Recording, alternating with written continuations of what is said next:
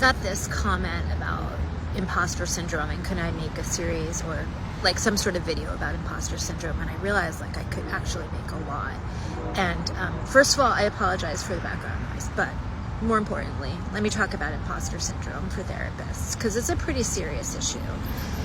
And I want to start out by saying you have imposter syndrome because to an extent you're an imposter, and there's a lot of reasons for that. One, the idea that people have about what can happen in therapy is a total transformation fantasy, and we put that pressure on ourselves too, and grounding ourselves in the reality of what a client can actually change or should change about their lives is like a very difficult thing for a therapist to do. We have to really understand our client's actual capacity for change. We can't change everything.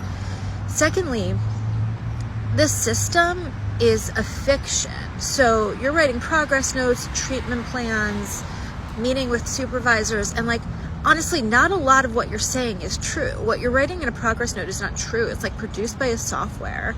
A treatment plan is like ridiculous because nothing is going to happen in the first 6 sessions, 8 sessions. Sometimes you only have 6 or 8 sessions. And what are you supposed to do at that time? So it's not necessarily that you are a fraud. It's that the whole thing is somewhat fraudulent. And I just want to name that. Like, you are operating and having to perform a fictitious role in people's lives. I think you also feel like an imposter because you're told that there's like a million different ways that people are supposed to get well. Like, oh, it's somatics, or it's CBT, or it's this, it's DBT. If only they could get into DBT. And like, you're like, if I'm not doing that thing, am I not making my clients well? And I think it's a really dangerous road to go down, like orthodoxy around any clinical intervention.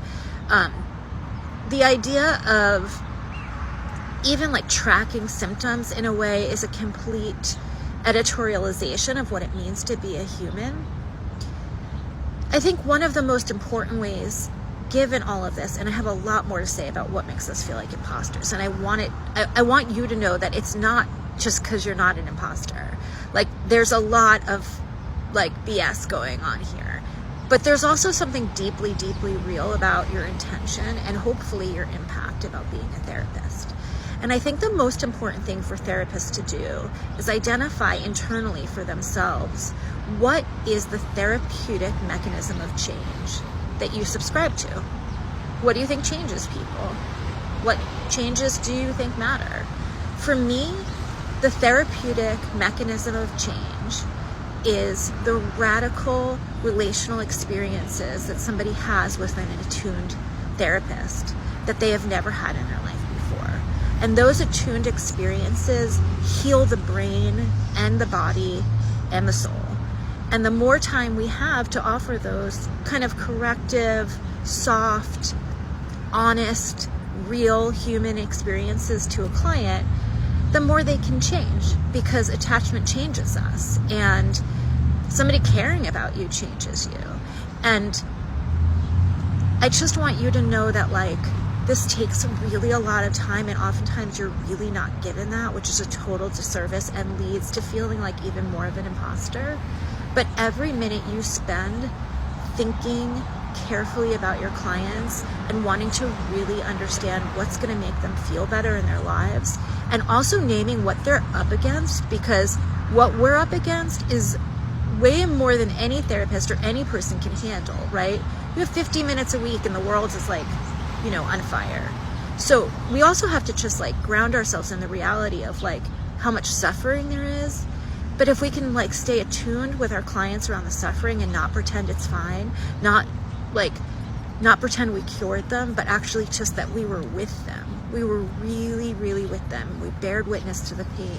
We bared witness to what it meant to not be able to make it to the end of the month till you got paid again.